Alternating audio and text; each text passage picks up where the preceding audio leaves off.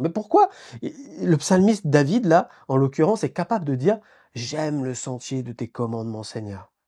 Mais qu'est-ce qu'il a découvert qui fait qu'il prend plaisir dans les commandements de Dieu? Pourquoi? Parce que premièrement, il a découvert que le cadre de Dieu, parce que c'est un cadre les commandements, eh bien ce cadre-là lui donne du discernement en toutes choses.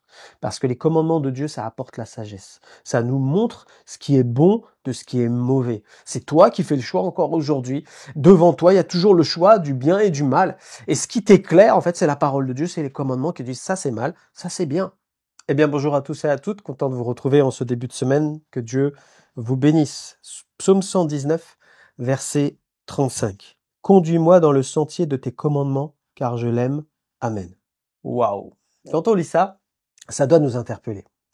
Parce que quand on dit commandement, eh bien, dans ce monde où on vit actuellement, commandement, loi, eh bien, ça a une connotation complètement négative, restrictive, et qui vient mettre un cadre comme si c'était un joug et que ça nous empêche de vivre.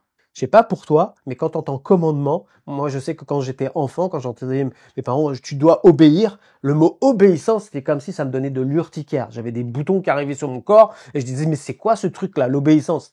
Et généralement, eh bien, quand on entend obéissance et qu'on est enfant, on est rebelle. Je sais pas pour toi, j'espère que c'est pas ton cas, mais moi je sais que j'étais un gamin qui parfois eh bien, était rebelle à ce niveau-là, parce que l'obéissance, ça plaît pas en fait. Ça ne nous plaît pas, ça plaît pas à la chair, et ça fait écho de privation.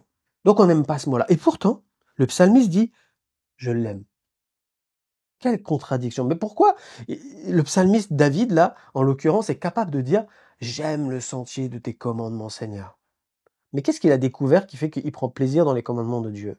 Et ça, c'est une bonne question à laquelle, eh bien, on va essayer de répondre aujourd'hui. Pourquoi? Parce que premièrement, il a découvert que le cadre de Dieu, parce que c'est un cadre les commandements, eh bien, ce cadre-là lui donne du discernement en toutes choses. Parce que les commandements de Dieu, ça apporte la sagesse. Ça nous montre ce qui est bon de ce qui est mauvais. Parce que les commandements de Dieu sont droits, c'est la vérité. Et ils nous montrent toujours le chemin à suivre. Il dit, j'ai mis devant toi le chemin de la vie et le chemin de la mort. Choisis la vie. Donc toujours Dieu te montrera la direction de la vie. Et quand il donne un commandement en disant ne fais pas ça, c'est parce qu'il sait que si tu le fais, tu vas te faire du mal. C'est aussi simple que ça en fait. Donc en fait, David a découvert que quand il suit les commandements de Dieu, c'est un homme qui devient sage. C'est un homme qui va éviter quoi? Les problèmes. C'est aussi simple que ça. Et qui va découvrir eh bien que Dieu marche avec lui parce qu'il est en train simplement d'obéir à sa parole et que sa parole c'est la vérité. Donc il n'est pas trompé. Et c'est pour ça qu'il va commencer à déclarer, moi j'aime le sentier de tes commandements, parce que ton sentier là, eh bien c'est un sentier qui m'amène dans le bonheur et pas dans le malheur. Alors oui, il y a des choses que j'aimerais toucher, ma chair me pousse à, mais ta parole me dit non. Je préfère choisir ta parole parce que c'est toujours nous qui faisons le choix. C'est toi qui fais le choix encore aujourd'hui. Devant toi, il y a toujours le choix du bien et du mal. Et ce qui t'éclaire, en fait, c'est la parole de Dieu, c'est les commandements qui disent ça c'est mal, ça c'est bien. Ce monde-là est à l'inverse. Ce monde va te dire, ah, il faut pas priver les libertés, et même parfois on voit dans certains murs écrits, ni Dieu ni maître, pour comme si Dieu c'était le Dieu l'esclave, quoi, qui te rend esclave. Et c'est pas vrai. Celui qui te rend esclave, c'est le diable. Celui qui te rend esclave, c'est le péché. Ce monde-là te rend esclave. Il te fait croire que tu es libre, mais c'est pas vrai. C'est un mensonge. C'est l'inverse, parce qu'il inverse toujours, eh bien, les notions de Dieu.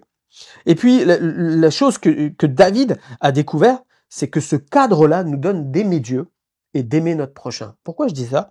Parce que Romains 13,10 nous dit « L'amour ne fait point de mal au prochain, l'amour est donc l'accomplissement de la loi, c'est-à-dire des commandements. » C'est-à-dire que quand eh bien, tu désires aimer, t'as qu'à remarquer que automatiquement dans ton cœur, quand tu veux aimer quelqu'un, tu vas te dire « Ah, il faut pas que je lui fasse du mal, par exemple. Il faut pas que je sois hypocrite avec la personne. Il faut que je sois vrai avec la personne. » Toi-même, tu te mets des commandements, mais ça vient de Dieu, en fait. Ça vient du Saint-Esprit qui te dit « Tu dois être vrai. Tu dois aimer dans ce sens que tu dois faire ça, ça, ça et ça, si tu veux l'aimer. » L'amour ne fait point de mal au prochain. Donc, en fait, eh bien, quand tu marches dans l'amour, automatiquement, les commandements t'aident à marcher dans cet amour-là. Donc, la Bible te dit que l'amour est l'accomplissement de la loi.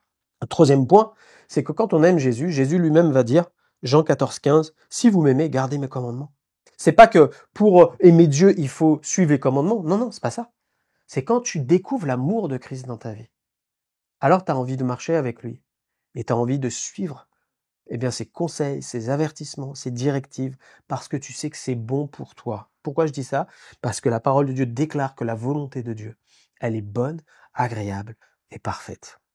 Donc quand tu marches en suivant ce que le Seigneur t'indique de faire, alors tu vas être dans un chemin où tu es dans la volonté de Dieu et tu vas voir les choses d'une autre manière et tu vas vivre les choses comme Dieu veut que tu les vives et tu seras heureux sur terre parce que le but de Dieu c'est qu'on soit heureux. C'est pas qu'on soit privé de liberté, au contraire. Et pour terminer, on va prier 1 Jean 5, 3, 4. L'amour de Dieu consiste à garder ses commandements et ses commandements ne sont pas pénibles. Parce que tout ce qui est né de Dieu triomphe du monde et la victoire qui triomphe du monde, c'est notre foi. Amen.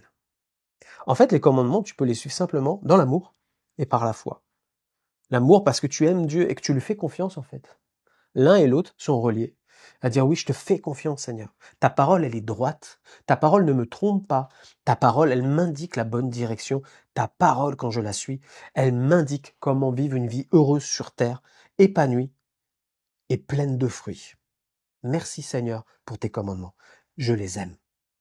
Que Dieu vous bénisse. On va prier.